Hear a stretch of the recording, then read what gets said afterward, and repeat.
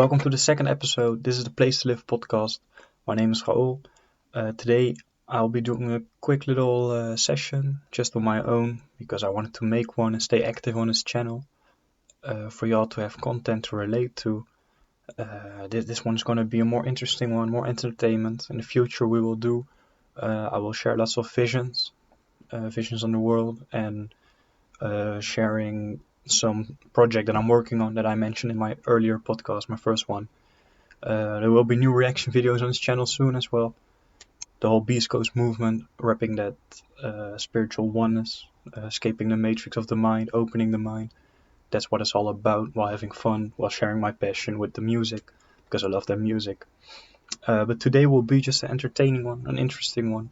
Not really to help elevate people, maybe in some sense, to open their minds to whatever this weird world is, what we're living in, because we all think we know what this life is about, but we don't. And lots of people still think in a narrow way and think lots of things are not possible. But there is so much more possible than we can ever imagine. So I wanted to talk about astral projection this episode. What is astral projection? Astral projection basically is intentionally going out of your own body. So out-of-body experiences are a real thing.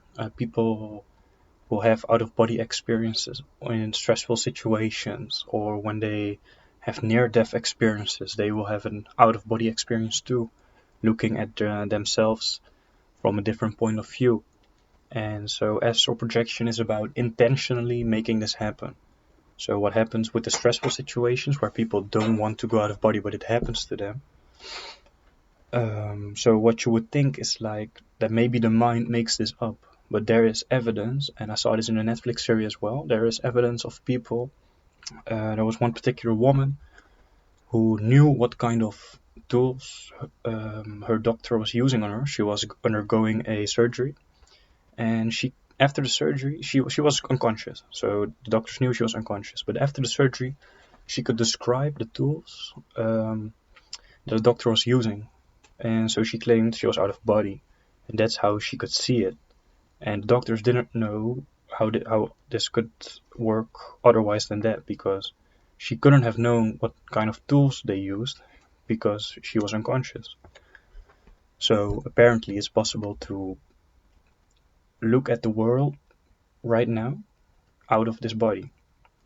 And lots of people, so you can travel out of body in your dreams, but also in this realm. And how you can do this intentionally, apparently, is to set the intention, meditate on maybe the outside environment. So your conscious awareness focusing it's so much on maybe just the energy body, you would say, so everything that's going through your body. You could focus on the space around you, or you could imagine a rope and you climbing. And what will happen when you enter a deep state of meditation, that's a heightened consciousness, this is a real thing. Science have also confirmed that when you are in a high state of consciousness, when you are meditating, experienced meditators in a higher state will have less activity in the brain, less mental activity. It will be very subtle. So what happens is the brain can actually rewrite itself as well. It has all kind of positive benefits like less anger, less stress, less anxiety, more empathy. But what happens is all the energy from the brain, all the thoughts will go really silent, and you can reach a state where your whole body starts vibrating. And when you're at that point, you can consciously choose to get out of the body. Some people like to think they're rolling out of their body. Other people like to imagine a rope.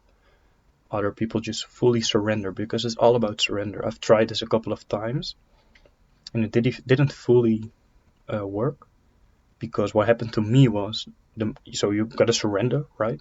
And then you get into that state. But once you get into that state, your ego says like, I did that. So your ego is like, oh, now I'm going to fly, but it ruins it, because the way you got there was through making that voice more silent. And now the voice that you made more silent is getting loud to tell you like, yo, I'm doing this. So it's ruining it. And This is also seen in a flow state. A flow state is exactly the same as a higher consciousness on a meditative level. You're in a meditative state. A higher consciousness means there is more consciousness on a different part of you instead of the constant narrative in your head. So some athlete said, some basketball player, I don't know who it was, but he said, when you are in the flow state, don't acknowledge the flow state. Don't tell yourself like, oh, I am in a flow state right now, because you will snap right out of it. Like, being in a flow state means you're not stuck in your mind programs. You are fully in sync with everything around you. And the moment you tell yourself you are that, you are in sync, or I am flowing, I am doing amazing, you're getting out of it because you are analyzing what's happening again. So you're living from the mind's perspective again, and not just in pure awareness, not just in pure being. They also say, to them, it's like they are not really playing basketball anymore. It's like everything's going effortless. It's just going. It's just, I'm just doing it. I'm just not thinking about it. I'm just doing it.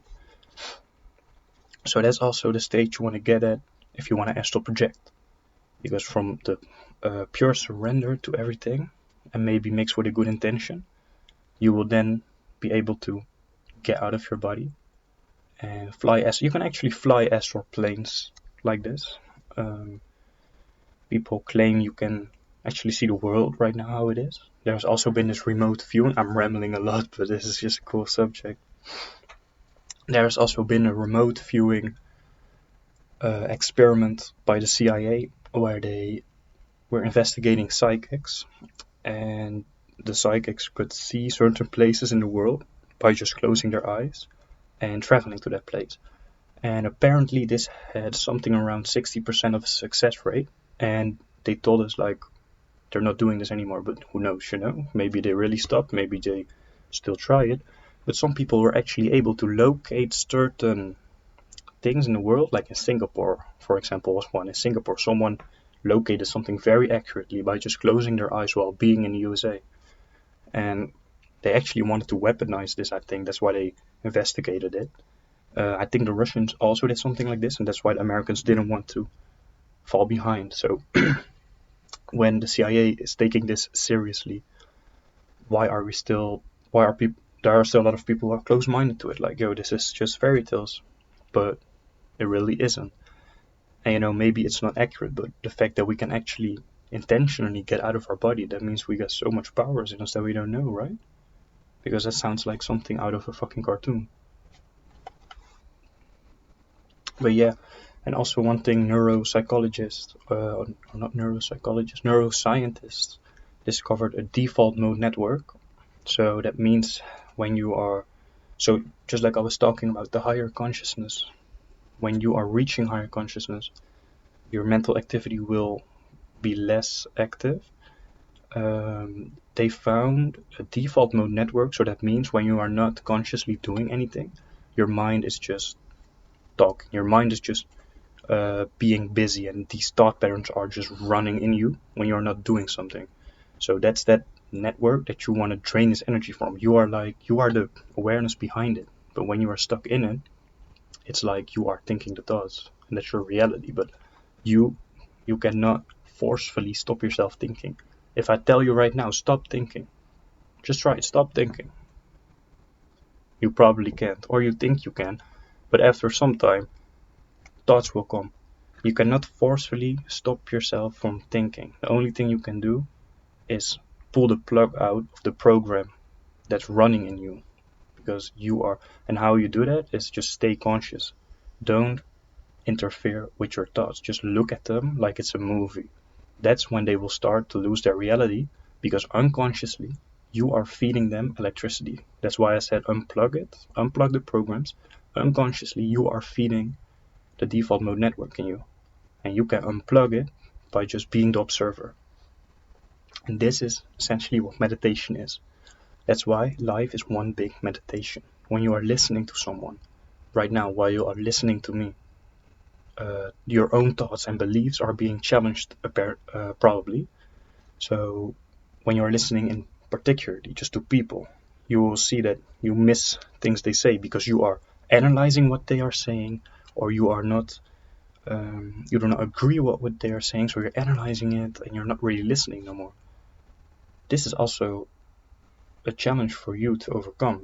This can be a meditation.